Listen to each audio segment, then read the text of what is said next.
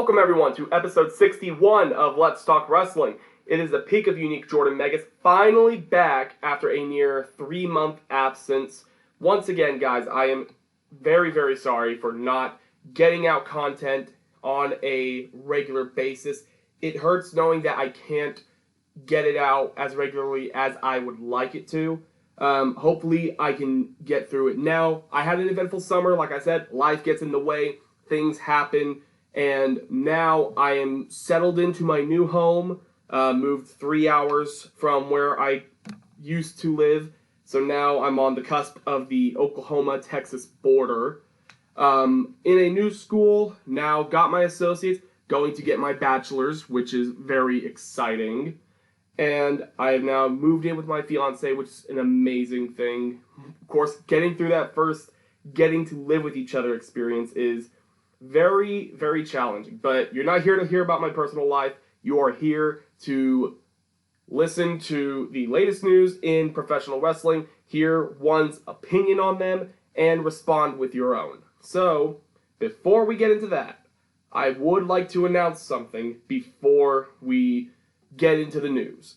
And that is that in an effort to produce regular scheduled content, Let's Talk Wrestling not only will be available to listen to on Podbean, iTunes, and YouTube, it will now be streamed live on Facebook. It will happen Fridays, hopefully in the afternoons, around 3-4 p.m. Central Time, and you guys will be able to not only listen, not only watch, but also be able to put in your opinion. I'll be able to answer your questions live if I can get to them. I'll be able to interact with you guys, which is an amazing opportunity that we will get to have. So, starting next week, we will be live on Facebook with each and every episode. And if you don't know where it is, just go to facebook.com or your Facebook app, search Let's Talk Wrestling. It is a closed group, but just send in a request to join and I'll add you. And it's as simple as that, and you'll get a notification whenever we go live. And as always, we are offering you a 30-day free trial of Audible, the amazing audiobook service, proud sponsor of Let's Talk Wrestling, giving you 30 days to try the amazing service for free, no charge, $0, 0 cents, no $9.99. But you have over 180,000 titles to choose from. Some wrestling books, some of them even read by the wrestlers themselves. I know Daniel Bryan's book is read by himself. I believe Hulk Hogan reads one of his books. So all you have to do is go to audibletrial.com/Let's Talk Wrestling. Go through a quick sign-up process, and bam, you get a free audiobook, 30 days to try the service for free. You can stick with it if you want, and if you don't like it, but you like the book you have, don't worry. You can cancel your trial at any time. You get to keep the audiobook you download. So, once again, that link is audibletrial.com/Let's Talk Wrestling. So now, let's get into it. It's been nearly 3 months, and a lot has happened. We got through Money in the Bank, I believe I mentioned on the last episode. We got through Super Showdown. I don't know how we got through it. But since then, we've had Stomping Grounds. We've had Extreme Rules. And now we have had SummerSlam just a few weeks ago in the rear view mirror. Now going into the fall of 2019 and a new era for professional wrestling across the board, not just WWE. They have changes, but it's not just WWE that's making changes or making waves. All Elite Wrestling is set to debut on TNT Wednesday nights at, I believe, 8/7 Central or 9/8 Central.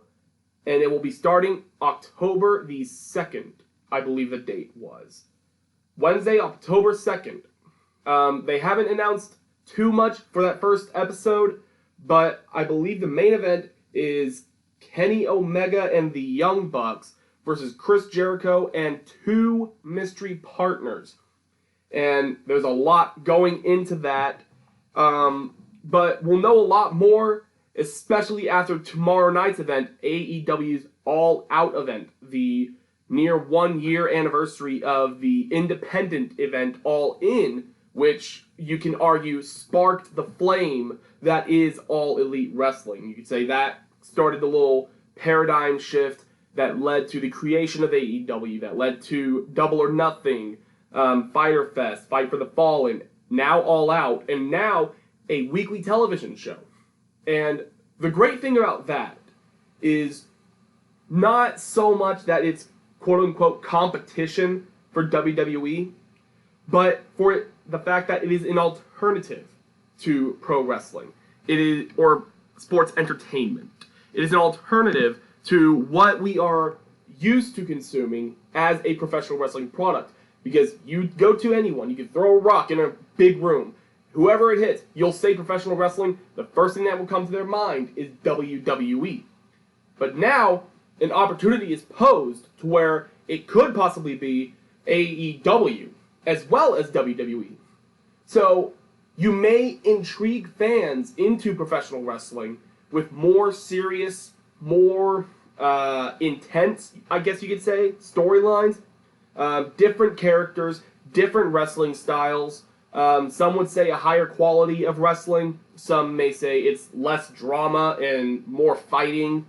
But whatever the case may be, for whoever is being drawn to it, it brings appeal to the product. Not just AEW, not just WWE, but professional wrestling as a whole, including independent promotions from all across the nation. So AEW is doing a lot of good, not just for themselves, but for the entire pro wrestling world and the pro wrestling fan base, allowing it to grow, allowing it to expand, which I am very happy to see, because I have seen a lot more people interested in professional wrestling, or at least taking note of it, because they know what happened in the 90s with the Monday Night Wars, with Nitro and Raw. But now, in retaliation to what AEW is doing, creating this show on Wednesday nights, it's weird, because I'll get to the opinion later. I'll stick with the facts first. I'll try to keep myself on track. In response to AEW's creation of a Wednesday night show, WWE has announced that NXT will no longer be on the WWE Network exclusively. NXT will now be on the USA Network starting September 18th. So that's not far off. And it will be a 2-hour show. The pro to that, NXT gets more exposure. Those guys can be seen as a legitimate third brand, and I am craving that, because with all of the star talent that you're bringing into WWE, and you still have that feeling, that integrated feeling in your head that NXT is the developmental and still getting called up to the main roster. Now we may see a change in that. Now we may see NXT being seen as a third brand, as an alternative product to Raw and SmackDown within the WWE circle.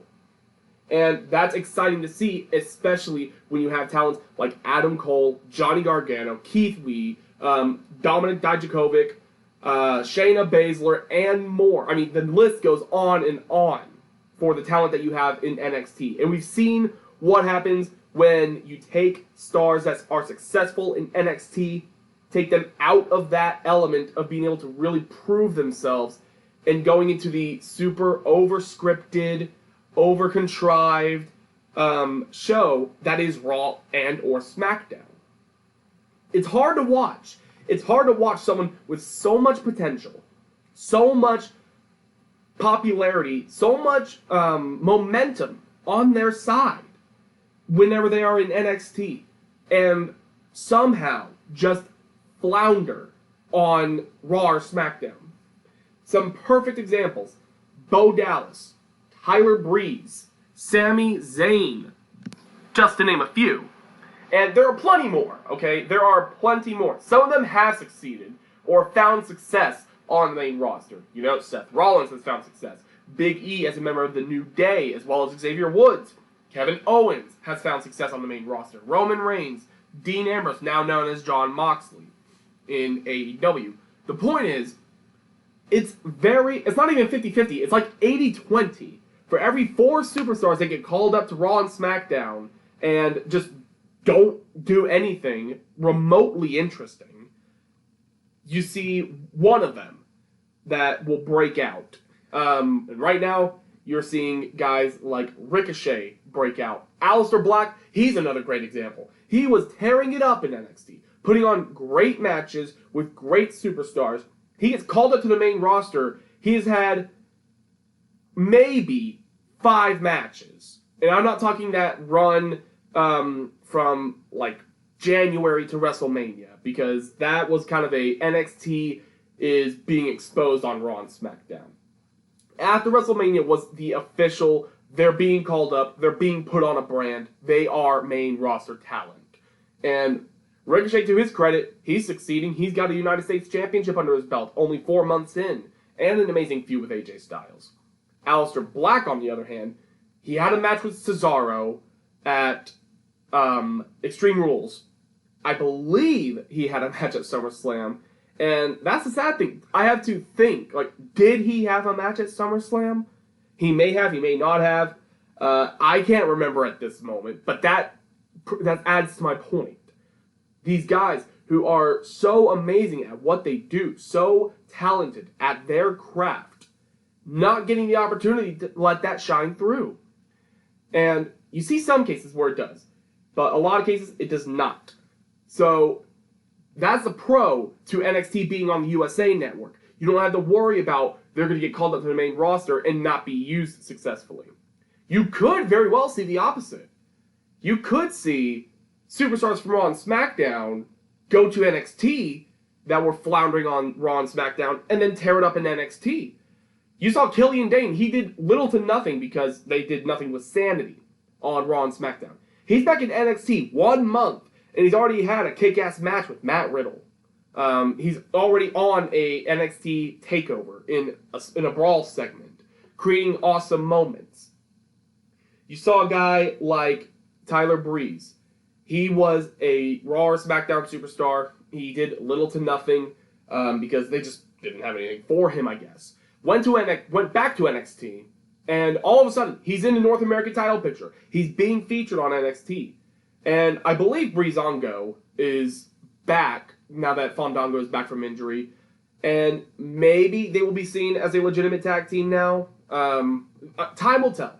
Time will tell with them. But you're seeing superstars go from Raw and SmackDown to NXT and going through a rebuilding phase. Or not necessarily a rebuilding, but a redesign, rebuild, reclaim, hashtag Seth Rollins. Going through this process of getting back in your element and showing what you can do whenever you are given even a little bit of freedom. Now, of course, we see great matches on the main roster, but obviously, the best stuff we see in WWE today is on NXT, at NXT TakeOver events. I would argue that every single TakeOver so far this year has outdone every or any pay-per-view that WWE has done this year, including WrestleMania. You had Seth beat Brock Lesnar. You had Kofi winning the WWE title. You had Becky winning the first ever women's main event. I would still put any NXT TakeOver up against that show. And that's the sad thing.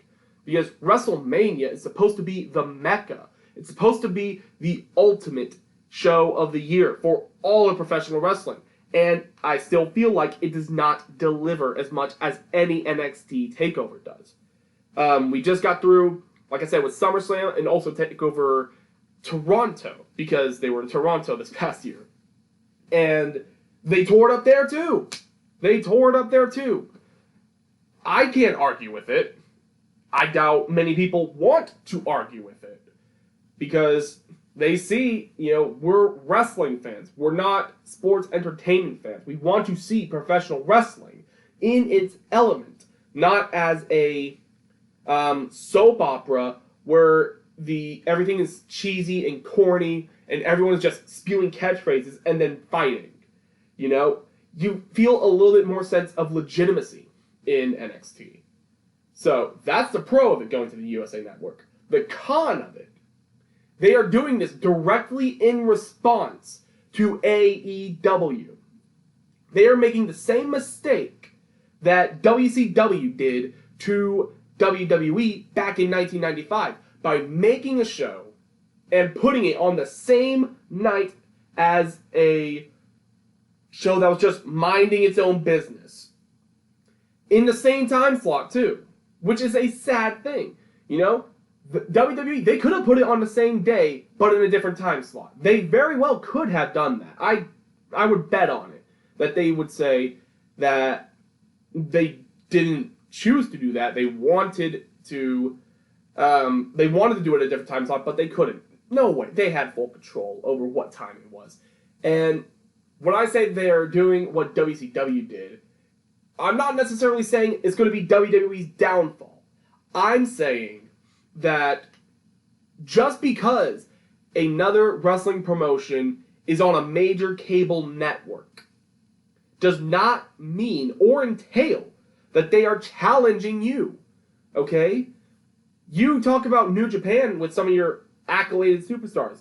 AJ Styles, Shinsuke Nakamura, Balor, Gallows, Anderson, and more. You talk about their credits in New Japan. But I guarantee you, if you saw New Japan move to a major network in the United States, they don't have to leave Japan, but if they broadcast it on a major network, not Access Television, something that anyone with basic cable could get. Okay, so like if they moved it to a, TBS, a True TV, a TNT even, WWE in this day and age would condemn them. They would condemn that company and anyone that left their product to go to it, which is a very sad thing. And I don't know if WWE is willing to admit that about themselves, because you had the time of your life with the Monday Night Wars, with Raw and Nitro battling it out every single week from 1995 all the way up to 2001. The 84 weeks in a row where Nitro kicked Raw's ass. The night where Mick Foley won the title, Nitro spoiled it a couple minutes ago, and over 500,000 people changed the channel within a minute. Within a minute! Now, could we see something like that with NXT and AEW's show? Which I don't think they've named it yet. But could we see that? Of course we could. But do we have to? Do we have to see NXT versus AEW? Does it have to be the Wednesday Night Wars? It didn't have to be, but if it ends up becoming a war, you can bet without a shadow of a doubt WWE fired the first shot. You will not convince me otherwise. Cody and the Young Bucks, they wanted to make a show. They got a multi-billionaire family to back them. They got on a major network. And they avoided WWE's nights. Not necessarily NXT, but NXT is a different case because before the move to the USA Network in a couple weeks, NXT was on an on-demand service. And I believe it's actually on from 7 to 8. And AEW, I'm actually going to look it up right now. I am pretty sure AEW was on, or will be on, from 8 to 10. So they avoided WWE's nights for Raw and SmackDown, and they avoided the time slot for NXT. I don't know what WWE's problem is. Why do they...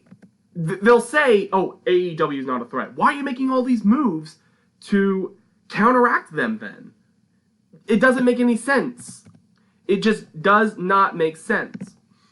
Why do that if you're not threatened by them? They'll say they're not, but I would honestly believe that they are. There's no way around it. So they're debuting on October 2nd, TNT, from 7 to 9 in Central Time. So it would be the same time as NXT was. But NXT is also on an on-demand service. As soon as the episode goes off the air, you can watch it again. Or if you missed the original airtime, you can go back, find it on the network, and watch what you missed. And I don't know why WWE is taking this to heart. Okay? Just because there is another wrestling company does not mean they are wanting you to go under. Cody and the Young Bucks, they have expressed that immensely. They are not fighting the WWE, or not wanting to fight the WWE. They are wanting to create an alternative product. And it infuriates me to think that WWE is being total hypocrites here. You know, they hated it when WCW took the fight to them, and then, you know, WWE, they ended up winning the war, getting all those superstar contracts. But now, WWE is making a war out of nothing.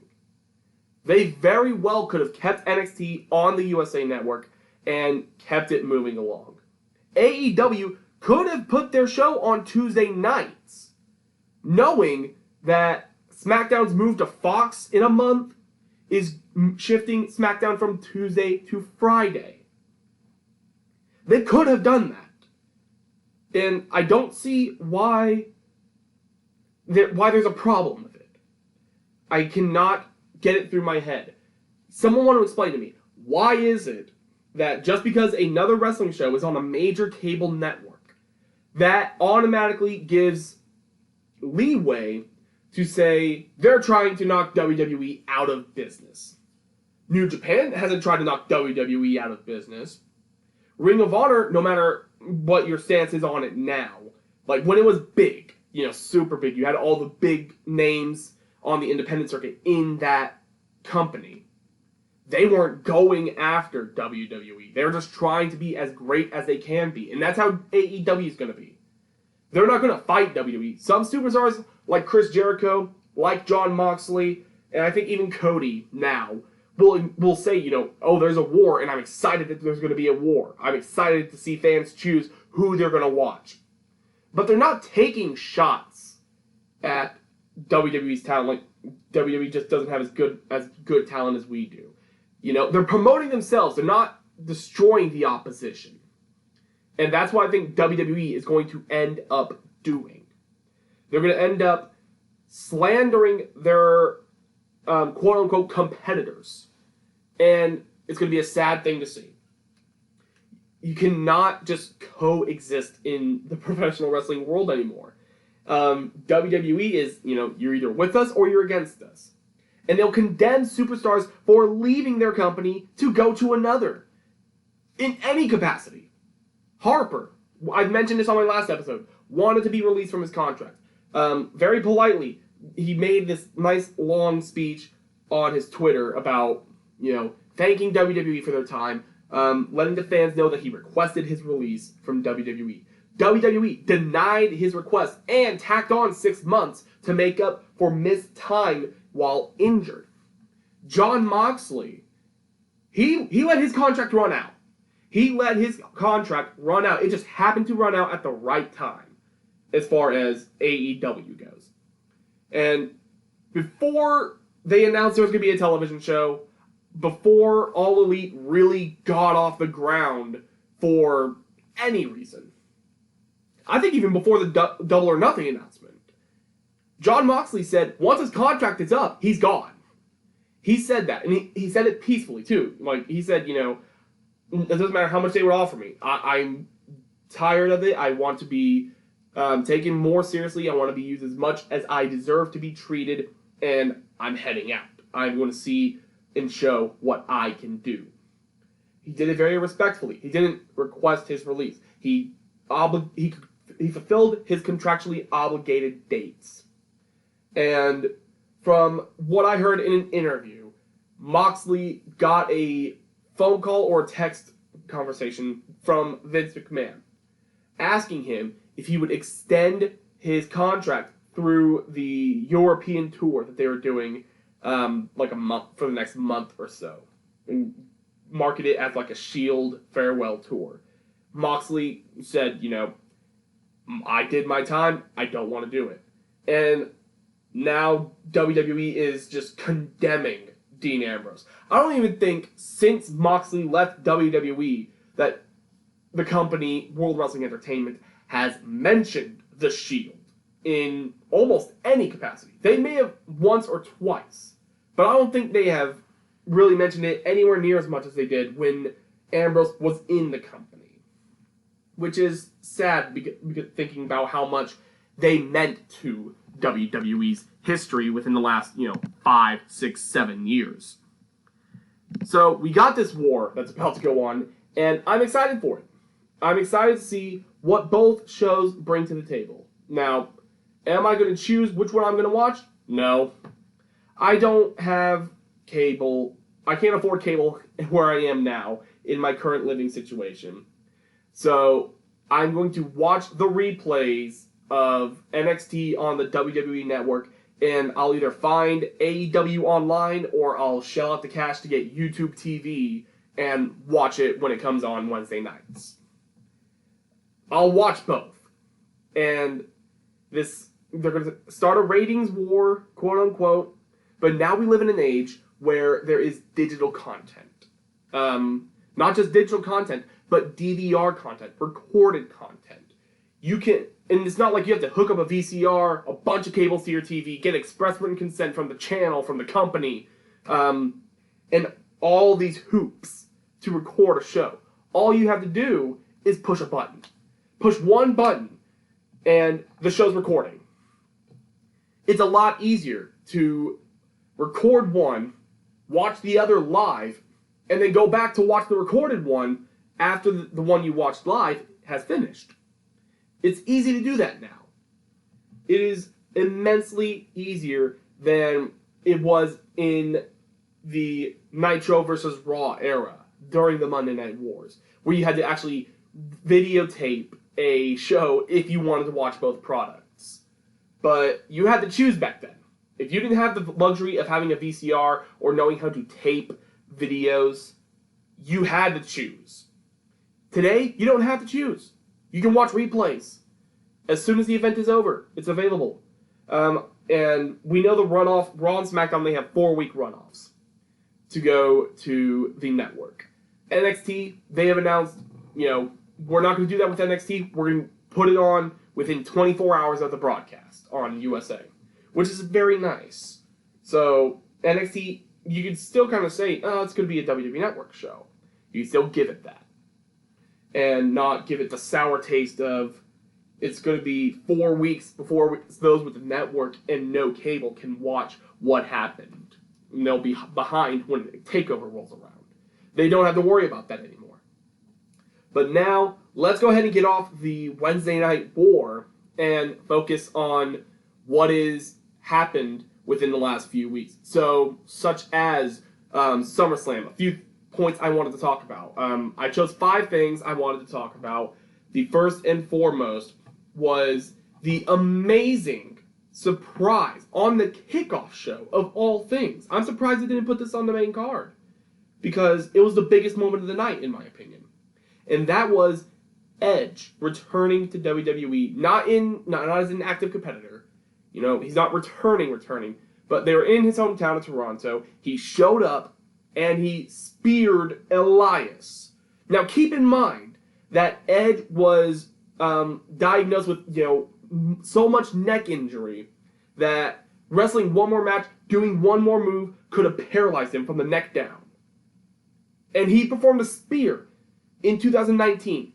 He has not been able to lift a finger offensively in the WWE for 8 years as a result of WWE doctors. But Edge has been looking into stem cell research, as I recall. And officially, WWE's doctors have cleared him. So, they cleared him to be physical in the ring. Now, but I don't know if that confirms that even if he wanted to, that we could see one more match from Edge. If they would let him compete one more full-on match versus anybody, no matter how safe they are. I can only imagine how much they restricted Daniel Bryan whenever he got cleared to compete. I remember reading whenever Daniel Bryan returned that he had to go through a medical test after every single match for however long. And so I'm not sure how they're going to do with Edge. Because with Daniel Bryan, it was concussions. it was concussions, and there was an argument that WWE was just holding him down. They didn't want to clear him, yada, yada, yada. But with Edge, his life was in danger. He was in threat of full body paralysis and possible death in the ring. So with Edge, he had to stay retired. But now with the miracle stem cell treatment, he was able to get physical in the ring and do what nobody actually thought he was going to be able to do, and that is perform a spear one more time in the ring, which everybody got off their feet for that moment. Why have that on the kickoff show? So that was the highlight of the night. It all went down from there. Not much, not by much. SummerSlam was an overall good show. So we had Hall of Famer Trish Stratus, fellow Toronto native, to Edge. Trish Stratus returning to the ring to face Charlotte Flair in a past versus present match. Of course, Trish Stratus put Charlotte over. That's really all there is to it. It was a good match. Some people might say, oh, it was Trish Stratus returning to the ring. Why wasn't it in the main event? And there's a simple reason. It shouldn't have been. It should not have been in the main event. Yes, the women have been putting on great matches, okay? Women's wrestling has gotten a lot better, tons better than it was, say, 5 years ago. Back when, you still had the Divas Championship around, when the Bellas were the quote-unquote best wrestlers in the company, and the whole Divas division was centered around the reality show Total Divas. But now you have some great female athletes, and you're able to make a genuinely great product for the female talent.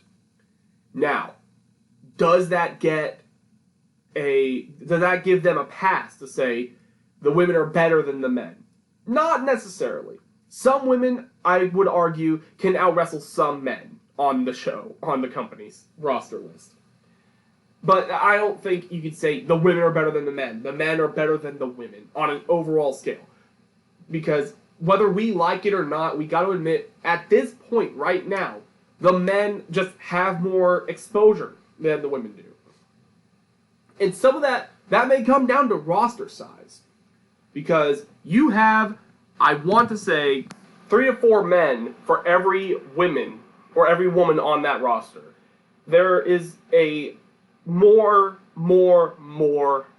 deep pool of male talent than you have female talent on that roster. And I'm not just talking, more talented.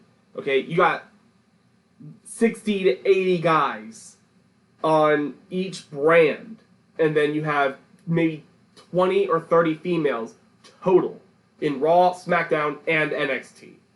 Now, of course, that number may not be entirely accurate, but you get my point. There's a lot more men than women, and it's easier to get into what the men do because, I would argue there's a lot more freedom with the men. They're bigger, they're faster in the ring, they're quicker paced, and I'm not knocking on the women, don't get me wrong, because they can perform some excellent matches. Sometimes they do better than the men. A lot of times they can do better than the men. Depends on who you put with who. And sometimes the women just don't stack up. Sometimes the men don't stack up. But in this particular case, with Trish Stratus versus Charlotte Flair, I don't think I can say that you put them in the main event. Because with what you had on the card, I think it was a great spot, a great mid-card match. We had the WWE title match between Kofi Kingston and Randy Orton. Somehow, Kofi Kingston still has the WWE title, which amazes me, because I figured they were going to give Kofi maybe a month with the WWE Championship and then hightail it to someone else. I didn't think they were going to be this serious with Kofi Kingston's title run. They're more serious with this title run than Daniel Bryan's title run. I would argue any of his title runs. His one in 2014, his one in 2018, his one in 2011, his one in 2013. All of his reigns, I don't think, measure up to how seriously they're taking Kofi Kingston's. which is a great thing because Kofi deserves the world for all that he's sacrificed and all the effort he's put into WWE. Now, can I say the same for the storyline? Not really. We had a repeat of what's happening with AJ Styles and Samoa Joe for the WWE title, the same championship at the same event, just different cast members. And what I mean by that, Samoa Joe was the challenger, Styles was the champion. Joe went after a family member, which led to, I believe, a double countout between AJ and Samoa Joe. Now, fast forward, Randy Orton, the challenger to Kofi Kingston, goes after Kofi Kingston's son. Kofi loses it, gets double countout, and now it's just moving on. It's become all about the family. Now, it's not a bad storyline. That's not really the point I'm trying to get across. The point I'm trying to get across is the same thing. At the same event, 2 years in a row, we had a family crisis involved with the WWE Championship. Now, is it great that it's Randy Orton doing it rather than Samoa Joe? Yeah, because Randy Orton plays those mental games better. Samoa Joe's more of a physical threat, while Randy is physical, but he's also more so mental, as far as threats go. So they'll have a rematch at Clash of Champions, but I just can't shake the feeling that WWE is just repeating their storylines and expecting different results. I think it was Albert Einstein that said insanity is doing the same thing 1,000 times and expecting a different result. We had the in-ring debut of The Fiend, Bray Wyatt, at SummerSlam versus Finn Balor. And, Wyatt won, and I want to say maybe 6 or 7 minutes. But the big score here, the big news story, was his entrance, which was absolutely bonkers. It was absolutely crazy. The amount of, theatrics, the looking, the styling of it was just incredible. I think they hit a home run with this Fiend character. And Bray Wyatt plays it so well, and it's a great adjustment. Now he's not just a cult leader, now he's like this sick, twisted, demented monster who is carrying his own head as a lantern. And his alter ego, being the Fiend, is going around mandible clawing everybody in sight. And whenever he's not wrestling, he's this happy-go-lucky, Steve from Blue's Clues kids show host. It's interesting. It's compelling. It's deep as far as, character depth. It's a deep character, and you can do so many things with it. I'm excited to see where it takes him. And I've heard rumors that it may even take him to the Universal title picture, possibly around Hell in a Cell. Now, does he win the title? That's another question. All of this is yet to be confirmed, of course. But you cannot say that it is out of the realm of possibility with the amount of positive feedback that character has gotten within WWE and with the WWE Universe. It is one of those rare things that is mutually loved with management and with the fans. Not too many of those around WWE's parts. And then we had the Universal Championship match at SummerSlam. The Money in the Bank turned Universal Champion Brock Lesnar, as much as I hate saying that, but I'm glad I can say it only one last time, was defending the title against Seth Rollins. Rollins came out with the win to become Universal Champion again. And what I am happy for about this is that it was a legitimate win, okay? Yeah, Seth Rollins beat Brock Lesnar at WrestleMania. Great. But he had to low blow him to do it. Since his return in 2012, Brock Lesnar has not just simply lost a match to someone. Yes, he lost to John Cena in Extreme Rules 2012. Yes, he lost to Triple H at WrestleMania 29. But those matches, they were either no DQ, you could use weapons, someone got into the ring, something happened. Okay? And honestly, I don't even think I would count Goldberg. Because that's more of a commodity. That's more of a spectacle than it was, a match. That was simply a showcase for Goldberg. That wasn't really a, competition thing.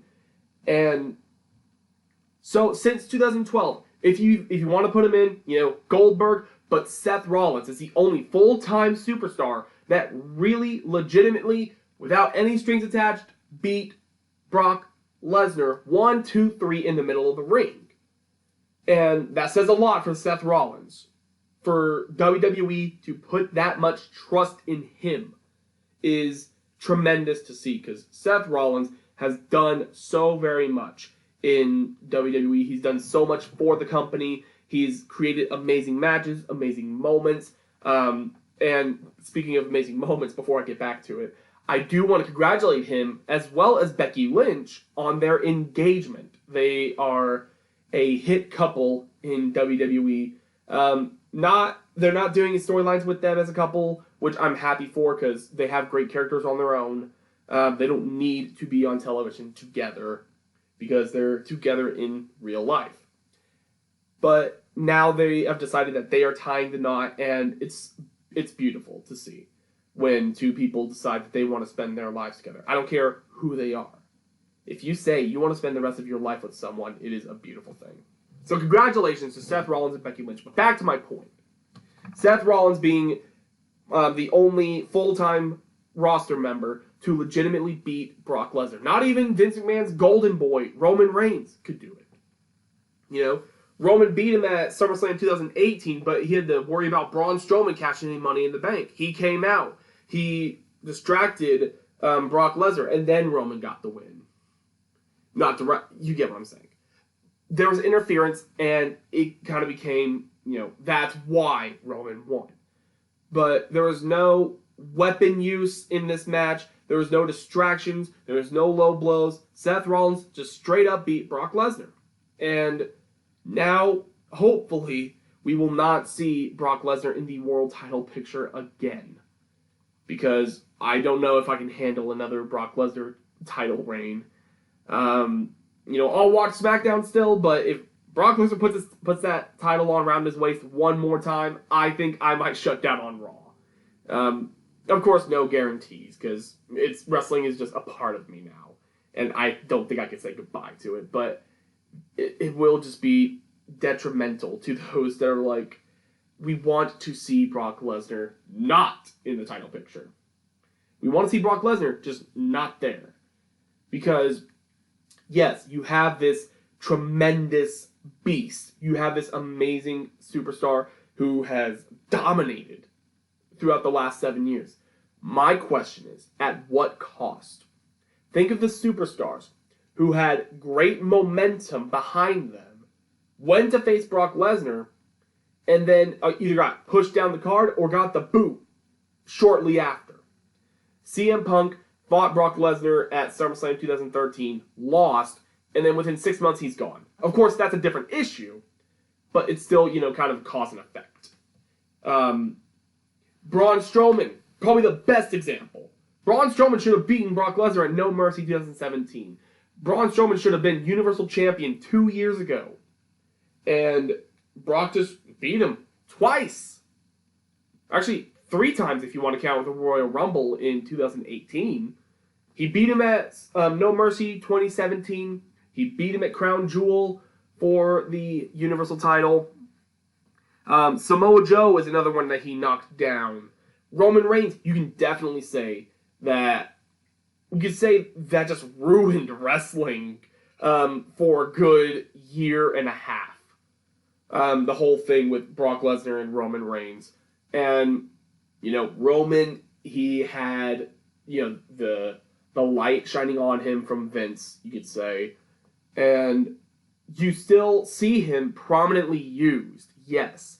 But I don't think that you see Roman as, someone that can beat Brock Lesnar.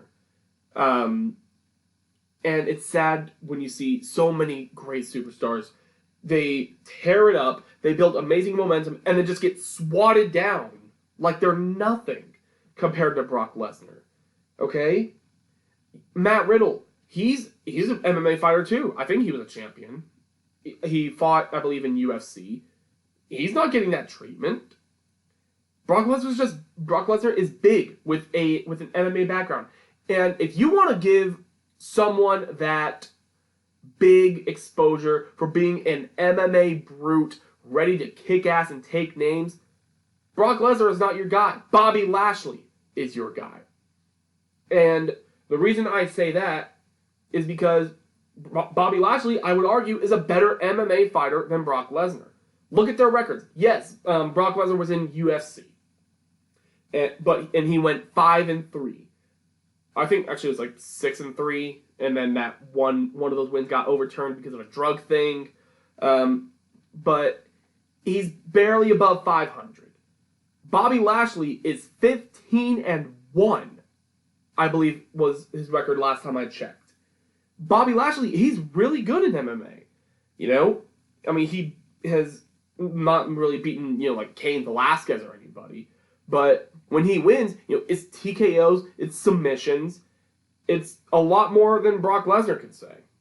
Brock Lesnar can say, oh, I won the UFC title, which is, the pinnacle of the MMA world. Yes. But I would argue that Bobby Lashley, he just didn't have the media exposure that Brock Lesnar did.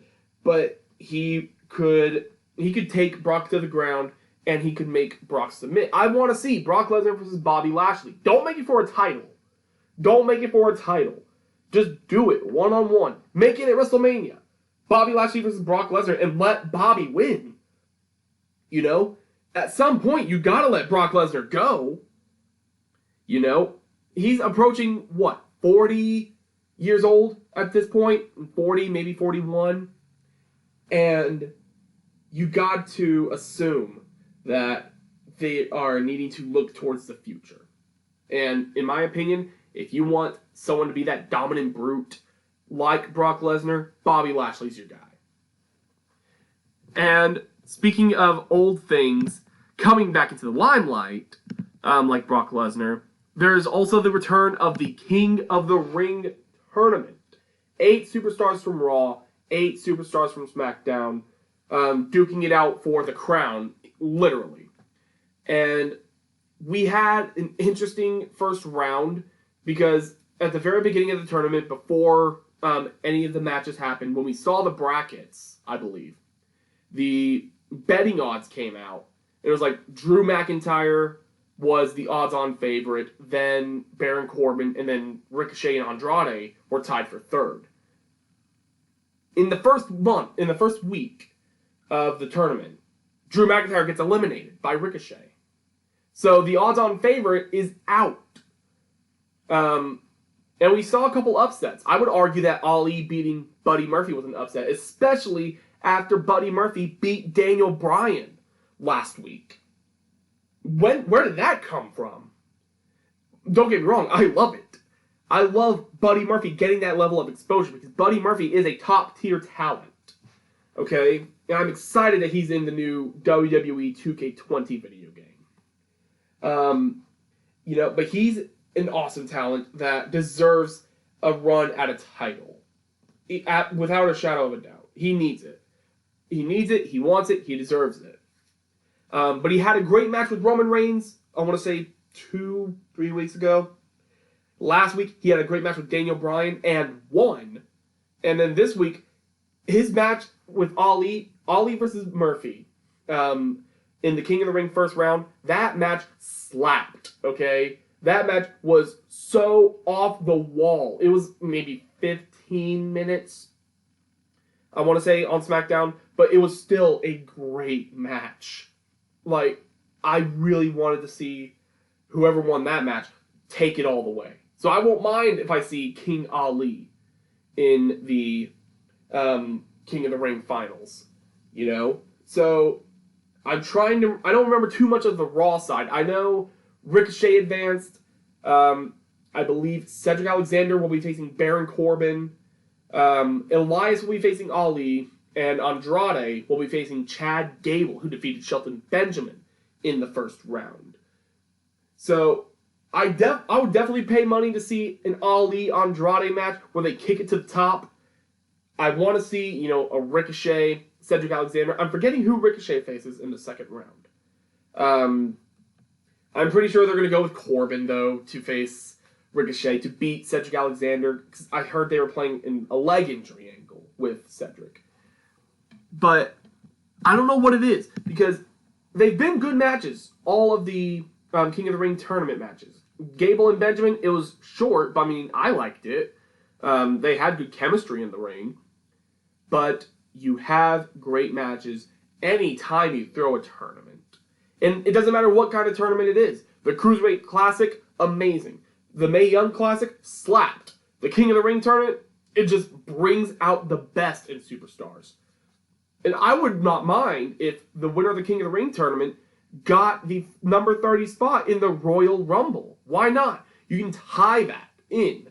The King of the Ring becomes the Royal last entry. And you know what? It may push him to the moon. It may push him to be a Royal Rumble winner and head to WrestleMania. Now, there's no official prize for the King of the Ring tournament winner besides just being called King. But you never know. They could do something along those lines. You can say if you win the King of the Ring tournament, you get a title shot of any championship belt in WWE that you choose. You could say they get the number 30 spot in the Royal Rumble. You can say that you do whatever. There's a lot of ways you can go about this. But it's exciting whenever you have a tournament in WWE, because that's when you're going to see some great matches. Because for me, it gives them a sense of do or die. Like, it's not just, we're doing a match to progress a story. You're competing in a match to become the winner of a tournament. You are competing. It gives you that sense of it. Of course, you hear people say, but it's fixed. We know it's fixed. But we still have that mentality. It's a tournament, and they are wanting to win, no matter what.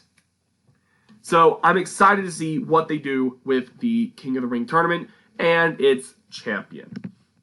So now going into the future, we have not one but two pay-per-view events tomorrow night on pay-per-view. We have AEW with All Out, and we have NXT TakeOver Cardiff. NXT UK TakeOver Cardiff. So the UK brand getting its second NXT TakeOver event. The first one was really good, the Blackpool event. This one I think will be really good as well. Before we get to this, I do have to mention something about the normal NXT. I forgot to mention this. I don't know why, because it was mind-blowing. You talk about matches of the year or match of the year candidates. You usually see, championship matches. It was the DIY versus the Revival for the tag team titles in NXT. It was a WrestleMania match with The Undertaker versus Edge at WrestleMania 24. That could have been match of the year. But this one, there was nothing more than just a couple of hard-hitting big men wanting to beat each other. And that's exactly how we saw it, and you did not need anything more than that when it came to the match between Dominik Dijakovic and Keith Lee. These two, Dijakovic, 6'6", 6'7", his height kept increasing as the match went on. Moreover, Ronaldo just kept making the height taller and taller and taller. But I would argue he's, 6'6", 6'7", somewhere in that area. And then you have Keith Lee, who is nearly 350 pounds. And they're moving around like cruiserweights, doing reverse planchas out from the inside of the ring to the outside of the ring, doing moonsaults, doing Spanish flies. Matches and moves that you see Ali doing, that you see Neville doing, being done by guys twice their size. And it's not like, but I'm throwing a 100-pound person around. They're doing it to another big man, which makes it even more impressive. But these two just went back and forth. These two put on a show. And I would argue, I would be mad if this does not get at minimum an honorable mention when they announce nominees for Match of the Year. Because this match was top of the line, balls to the wall action. And I cannot praise it enough.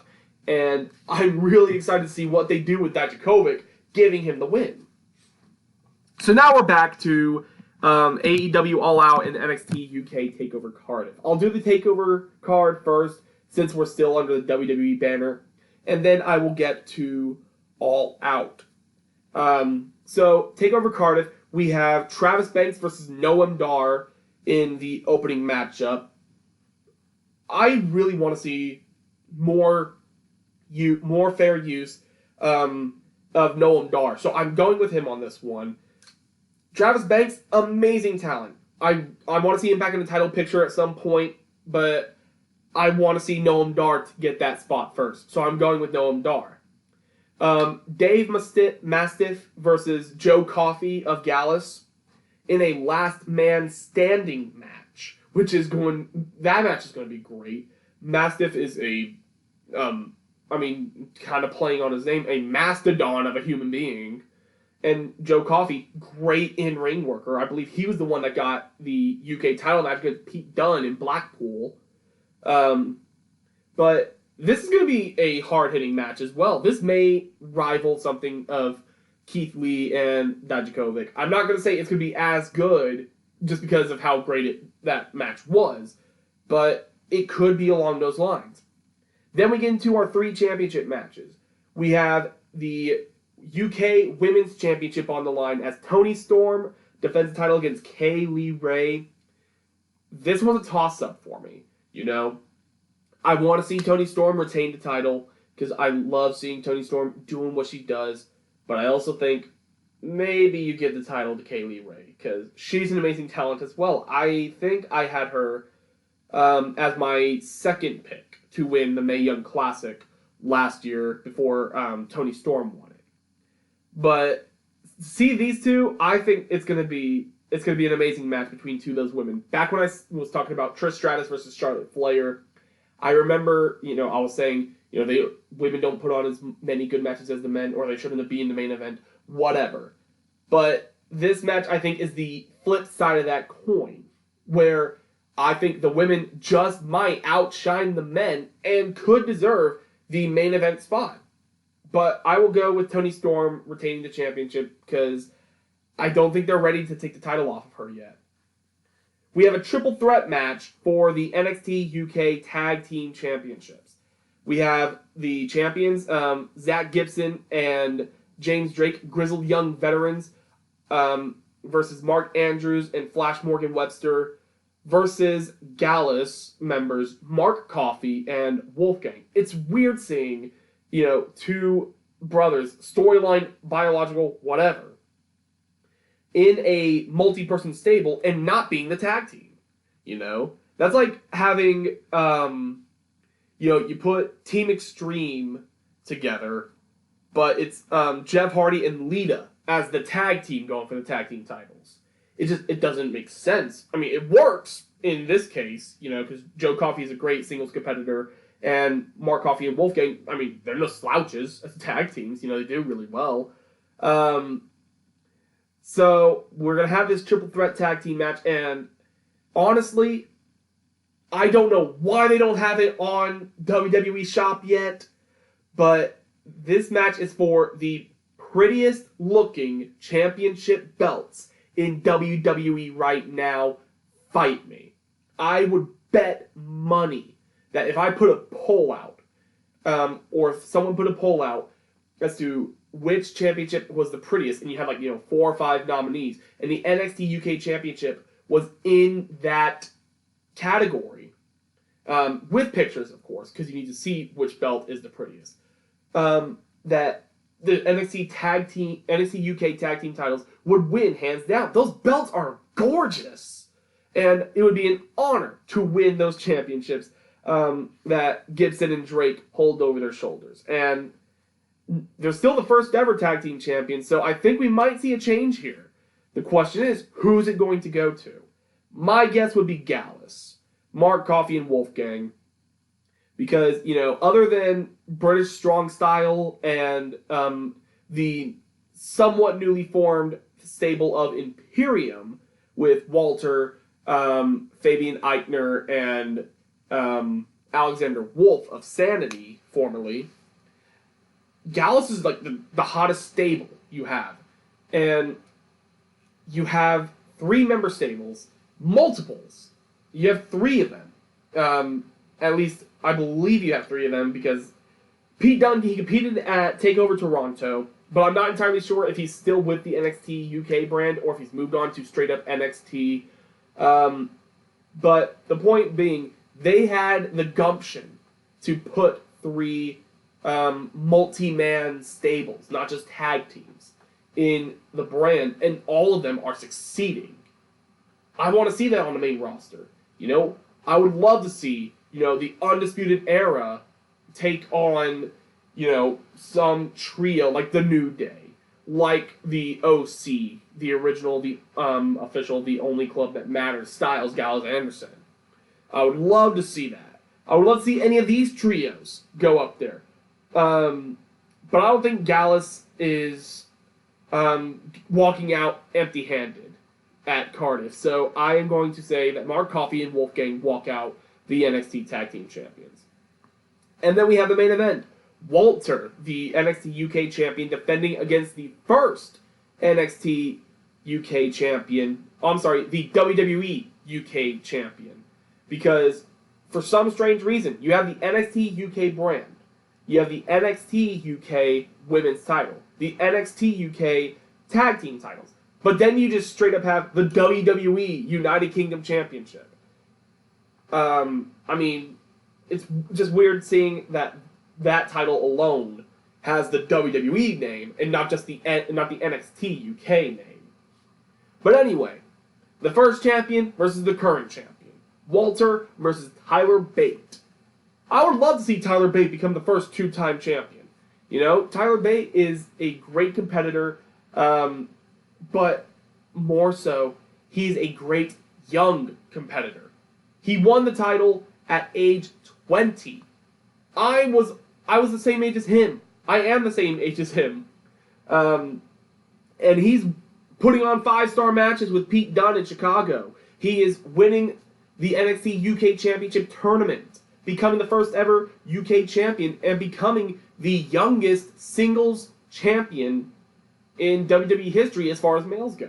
I think the only champion that was younger than him in singles was Paige. And total, for any title, any person, any age, the only people that are younger than Tyler Bate when they won a title would be Paige at age 19 or 20, and then Renee Dupree at age 19. But when you win a title that young in such a major company like WWE, there's got to be something special about you. So, and we'll see Tyler Bate matches for years to come. So, does he win the title here? Probably not. I want to say he wins in their ranks, and I think Walter walks out still the WWE United Kingdom champion.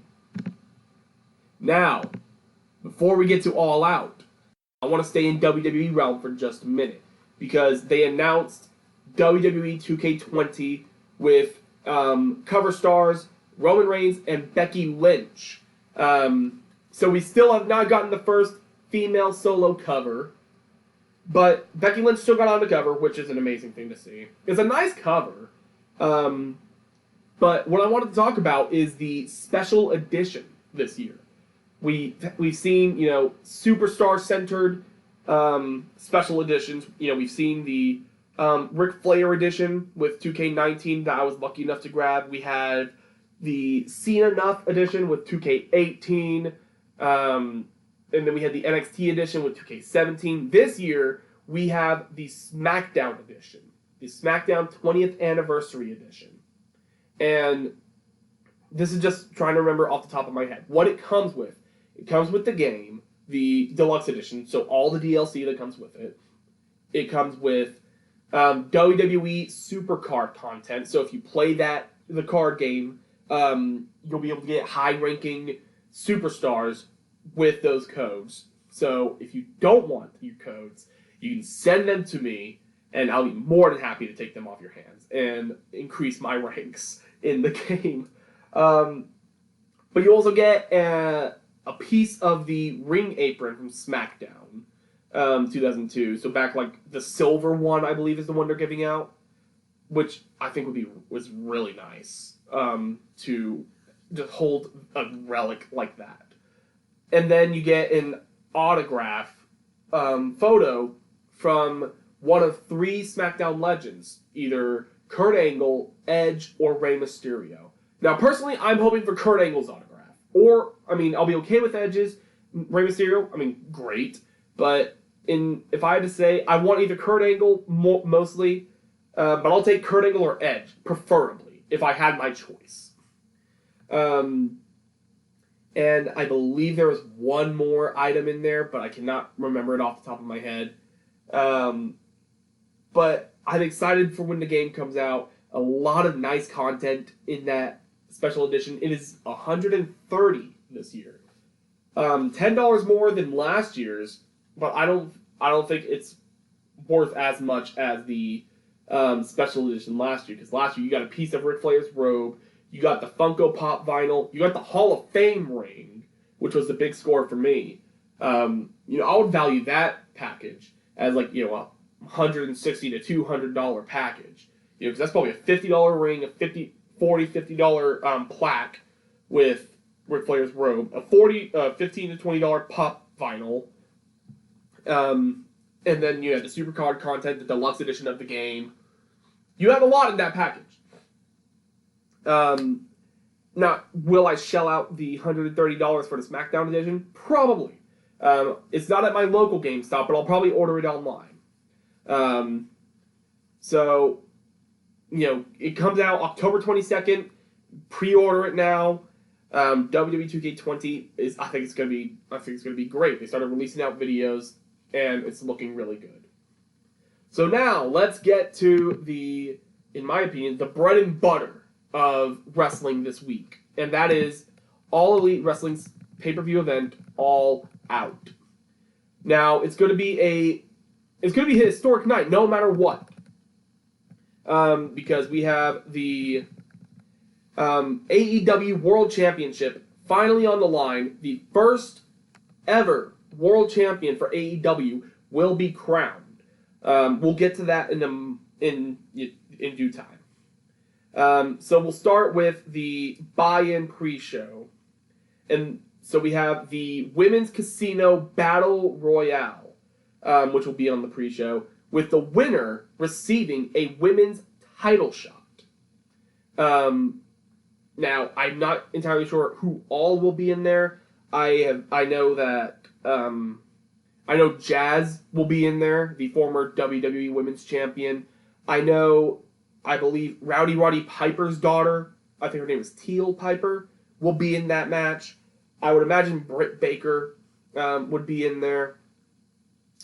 Hard to say who's going to win that, so I'm going to go with Britt Baker, because, that's really the biggest name I know that's guaranteed to be in that Battle Royal. We have the Private Party going up against Angelico and Jack Evans. It's going to be a high-flying match, for sure. I'll go with Angelico and Jack Evans, because I saw those dudes tear it up in Lucha Underground, and I think they're going to tear it up in AEW, possibly even more. So, time will tell, but I'm going with Angelico and Jack Evans. And then we have a 6-man tag match starting off the main card. Luchasaurus, Jungle Boy, and Marco Stunt versus SCU, Christopher Daniels, Kazarian, and Scorpio Sky. Entertaining is what I think this match is going to be. Not necessarily, balls to the wall, high flying, or hard hitting action, but You might see a little bit of psychology in here. You'll see some humor in this. I'll go with Luchasaurus, Jungle Boy, and Marco Stunt. SCU, they got a win at, what was even, Double or Nothing. They got that win. I think they might have won various matches between then and now at like Fight for the Fall and Fyter Fest. I didn't get a chance to watch either of those shows, which saddens me. So sad about that. So I'm going with Luchasaurus, Jungle Boy, and Marco Stunt. We have Riho versus Hikaru Shida. I honestly cannot say much about this because I do not know too much about these two competitors. So I am going to go with Hikaru Shida. Why not? We have Best Friends versus the Dark Order, with the winners receiving a tag team title tournament bye in the first round. Best Friends versus the Dark Order. I'm going with Best Friends. Why not? They're two great competitors, and like I said, I'm still getting used to some of these superstars. I'm still getting used to some of these names, seeing them on my television screen, and knowing how strongly they're booked in independent shows, in various other promotions. So a lot of these AEW matches for me will be shots in the dark, other than the main events. The AAA Tag Team Championships will be defended in a ladder match between the Lucha Bros, Pentagon, and Phoenix versus the Young Bucks. I've seen the match before, but now that you make it a ladder match, it's going to get even crazier. And I'll say the Lucha Bros take the titles, they keep them. It's going to be great. It's going to be very high octane action between these two teams, but my money's on the Lucha Bros. Then we have a one-on-one match, Cody versus Shawn Spears, better known to WWE fans as Ty Dillinger. And what sparked this off, during Cody's match at, I believe, Fyter Fest, he got blasted in the head with a steel chair at the hands of Shawn Spears. And when I say blasted, I mean his head almost got ripped off. And some of the skin actually did. You go back and you see that match, or you see that moment, he got hit, Cody went down. He looked like he legitimately got knocked out cold. Within seconds, his hair on the back of his head was red. He was bleeding out onto the mat like a puddle of blood, and it was brutal. So this match is very personal between these two. I'm gonna give it to Shawn Spears. Cody's won he's won at Double or Nothing. Fyter Fest, he had a great match. I think it went to a time limit draw. I don't remember who won his tag team match with him and Dustin versus the Young Bucks. I don't entirely remember, but I think Shawn Spears is going to get the win here. This match upcoming is a substitute match, but is honestly, I think, going to be better than what we originally intended it to be. So the original match was going to be Kenny Omega versus Jon Moxley. Of course, WWE's former Dean Ambrose. But Ambrose or Moxley had I think it's something in his elbow. I don't remember the exact terminology for it. He had something in his elbow. He had to get it treated. He had to pull from the StarCast show, the interview panel thing, and he had to pull out of this show. He had to pull out of All Out. But the replacement makes me very happy, and honestly, I think we might see a better match. So it will be Kenny Omega versus Pac, known to WWE fans as Neville. And this match, I think, will steal the show for match of the night. I praise Neville or Pac endlessly. And I remember I posted that, this match is going to be great. on my Facebook page, and someone replied if Pac can, work with AEW and not let his ego flow around. Let me clarify that situation before that gets twisted. We know some superstars have an ego. We know some of them let their egos get the best of them. We know that some superstars allow their egos to drive their careers, either in the right or the wrong direction. Pac is not one of those cases. He didn't get to compete at Double or Nothing.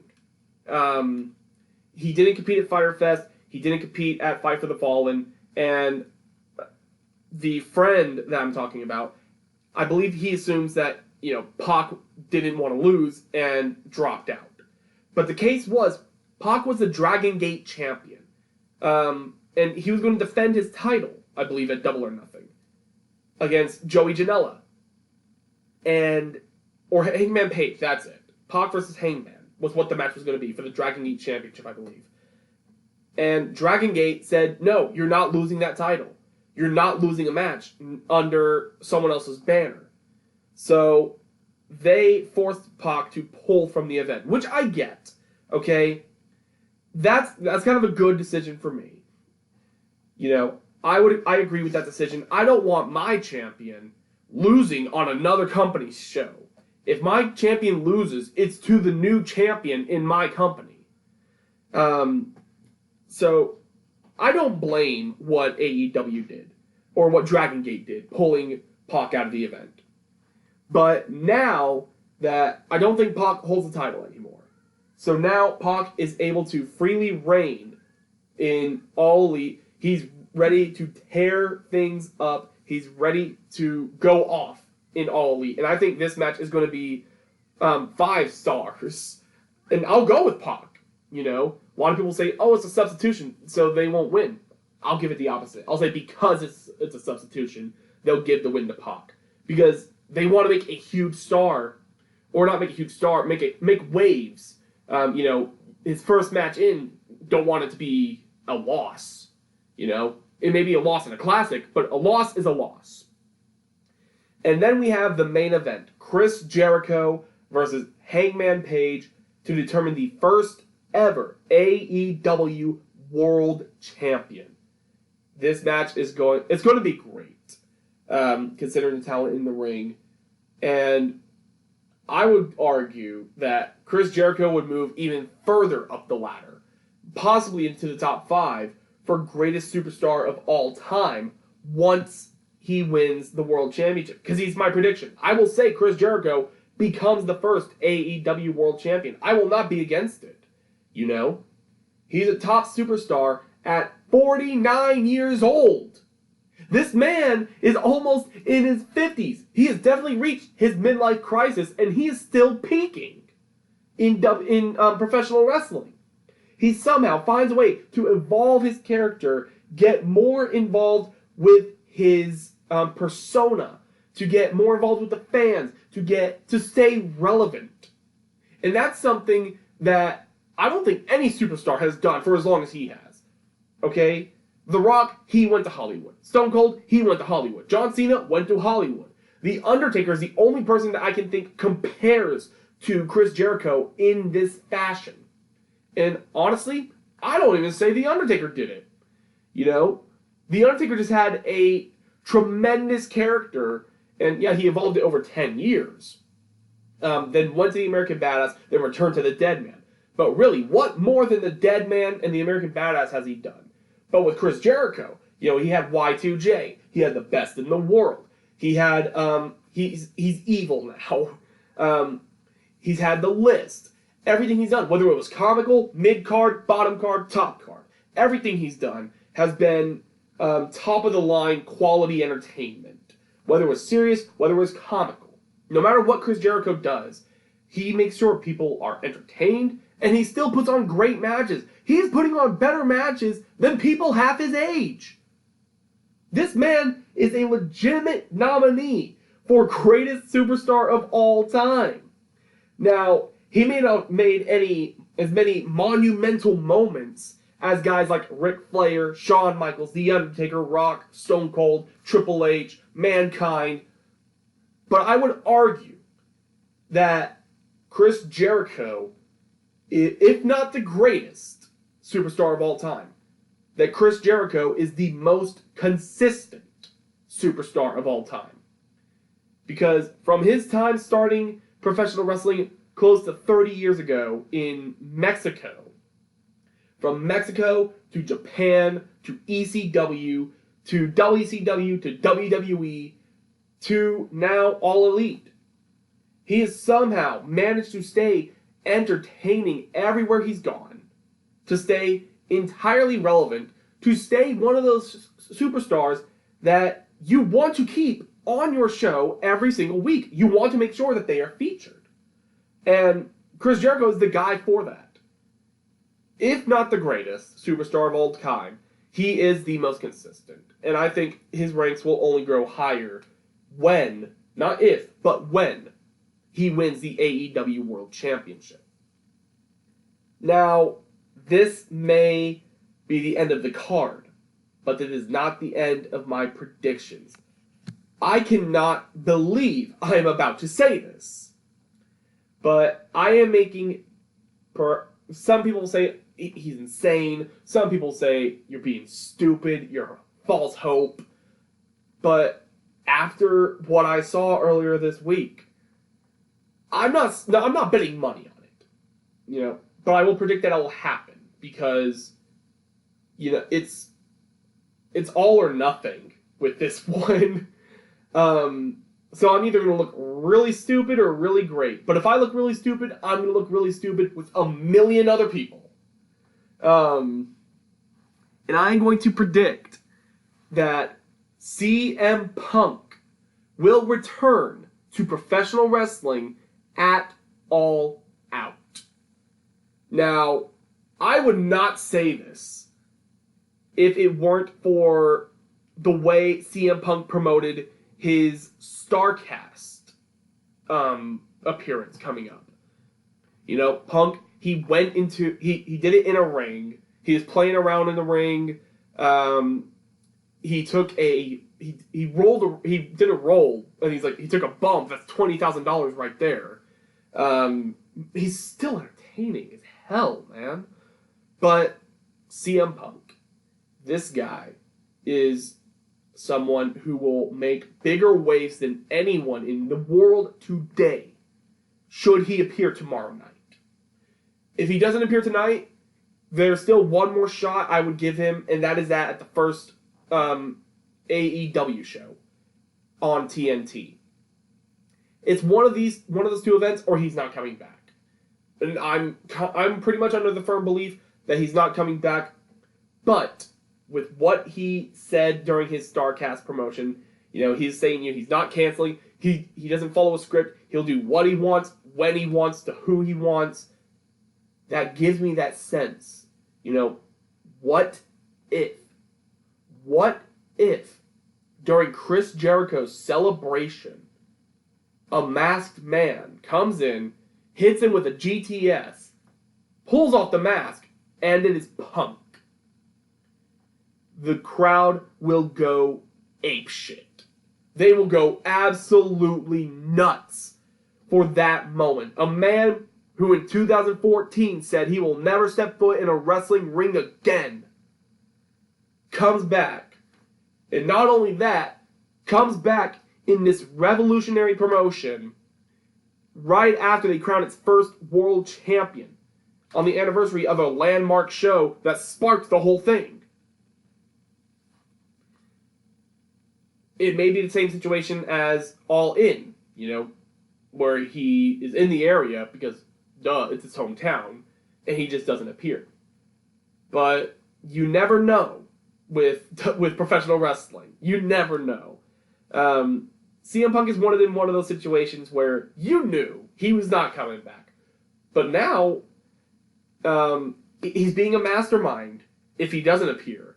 He may not be coming back, but he's planted the thought in my mind.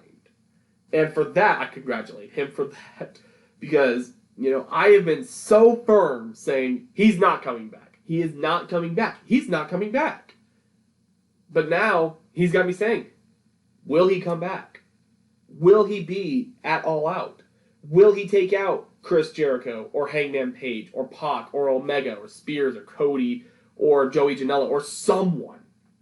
Will he do that? Not entirely sure. You know, he's had interactions with Cody on Twitter.